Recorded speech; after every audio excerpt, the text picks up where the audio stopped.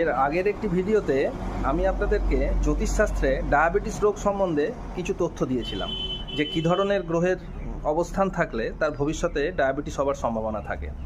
তো আজকে আমি আপনাদেরকে জানাবো যে এমন কিছু গ্রহযোগ আছে যেটা দেখলে, জন্মকুণ্ডলিতে যার অবস্থান দেখলে আমরা বলতে পারি যে সেই মানুষের ভবিষ্যতে হার্টের রোগ হতে পারে। কারণ আজকে আমাদের কাছে হার্ট ডিজিজের পেশেন্ট অনেক বেশি আসছে। তো জন্মকুণ্ডলিতে যে রবি গ্রহ থাকে, এই রবি কিন্তু আমাদের হার্টের প্রধান কারক গ্রহ। তাহলে এই রবি যদি কোনো কারণে পীড়িত হয়, যদি রবি অ্যাফ্লিক্টেড হয়, রবি কোনো কারণে নিচস্থ হয়, রবি কোনো কারণে শনি, রাহু, কেতু ইত্যাদি পাপগ্রহগুলি দ্বারা পীড়িত হয়, তাহলে কিন্তু সেই ব্যক্তির ভবিষ্যতে হার্ট ডিজিজ হওয়ার সম্ভাবনা থাকে। এর মধ্যে যদি কেতু চলে আসে, রবি যদি কেতু দিয়ে পীড়িত হয়, তাহলে বিশেষভাবে তার হার্টে ব্লকেজ হতে পারে।